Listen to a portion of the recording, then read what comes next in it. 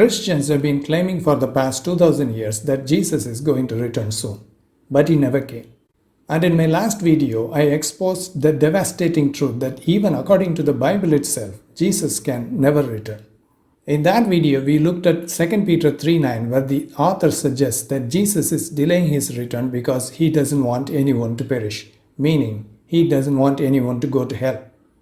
Actually, the author of this verse gave this absurd excuse because people were asking why Jesus had failed to return as promised in the first century.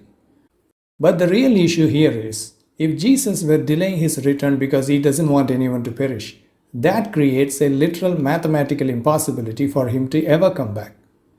That's what I exposed in that video. That video absolutely aggravated the Christian apologists. Their responses in my comment section were pure, chaotic damage control. But what's so hilarious is that to cover a blatant lie in the biblical text, these apologists immediately split into multiple camps and attack each other's ideas. But before we look at their arguments, I want you to notice something incredibly profound. Not a single one of those Christian apologists actually responded to the logical contradiction in 2 Peter 3:9. They listened to my argument, they understood the point, they realized that 2 Peter 3:9 is an absurd and meaningless excuse as to why Jesus has not returned. They saw the fatal problem right in the middle of their holy book. And because they could not answer it, they completely ignored the verse. They chose to deflect, frantically throwing out completely different reasons as to why Jesus has not returned yet. By running away from 2 Peter 3:9 to build their own custom explanations, every single one of these Christian commenters silently confirmed my exact point. They know that if you consider 2 Peter 3:9, Jesus will never return. Let's look at their responses word for word. See them on the screen. This Christian claims the return of Jesus was always strictly locked into a pre-written prophetic timeline, specifically 2000 years after the resurrection, waiting on the 1948 and 1967 Israel milestones. See the next one. This Christian claims Jesus couldn't return until recently because the microchip tracking technology required for the mark of the beast didn't exist until the last 20 years. The third Christian claims the delay is entirely the fault of lazy Christians. He argues Jesus is trapped waiting for Christians to get busy and restore all things based on Acts 3:21 in the Bible. And the fourth one, he claims that Jesus will return in the year 2033 based on a generational countdown from Israel's return to its homeland. And the fifth Christian commenter claims Jesus cannot return until after a global nuclear annihilation and a literal bloody holy war. And the sixth Christian claims Jesus will return after everything prophesied in Matthew 24 happens. And the seventh Christian apologist claims Jesus waited all these years for the formation of one world government, monetary system, and one world religion. And the eighth Christian apologist claims absolutely no one can ever know when Jesus will return and calls every other Christian a liar, citing Matthew 24:36 in the Bible. Now that all the Christian apologetic explanations are on the table, let's hold every single one of these arguments against 2 Peter 3:9, which states that Jesus is delaying his return because he is not willing that anyone should perish. If 2 Peter 3:9 is true, it completely debunks all these Christian theories. If Jesus is delaying his return because he doesn't want anyone to go to hell, then he didn't wait for the formation of Israel in 1948. He is not scheduled for 2033. He is not waiting on Silicon Valley to invent microchips. And he is not waiting for a nuclear war to maximize a body count. But the knife cuts both ways. If these modern apologists are actually right, they have inadvertently proven that 2 Peter 3:9 is a lie. If the technocrat is right that microchips are a prerequisite, then Jesus has been stuck in heaven not out of divine love, but due to a lack of industrial manufacturing. Think about it.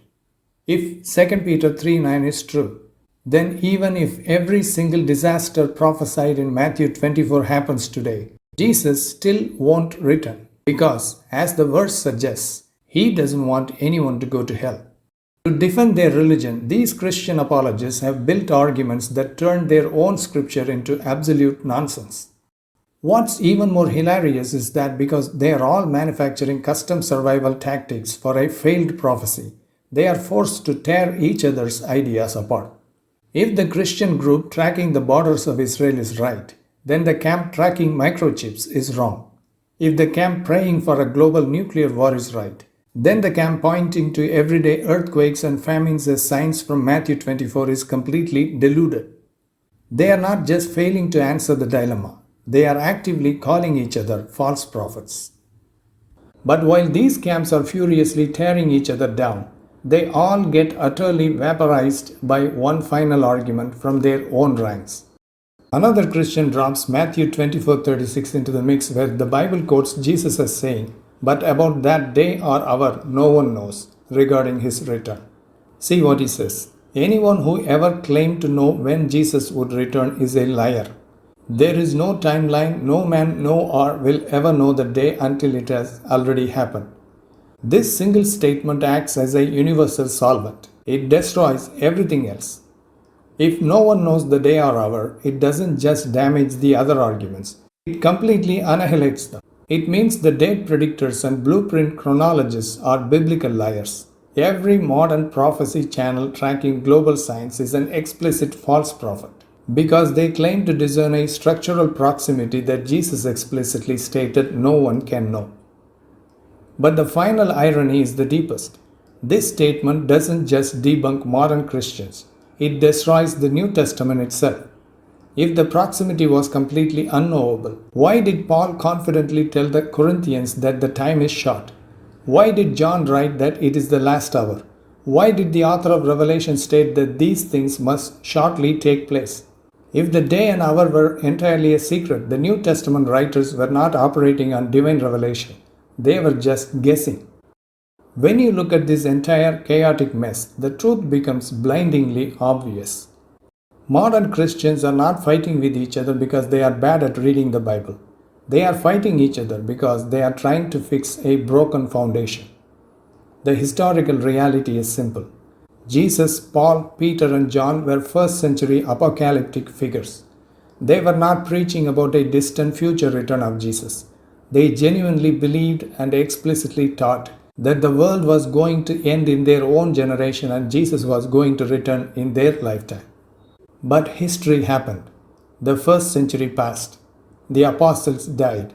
And Jesus did not return. All the end-time prophecies in the Bible failed. What we are seeing in the comment section today is not a theological debate. It is a 2000-year-old coping mechanism.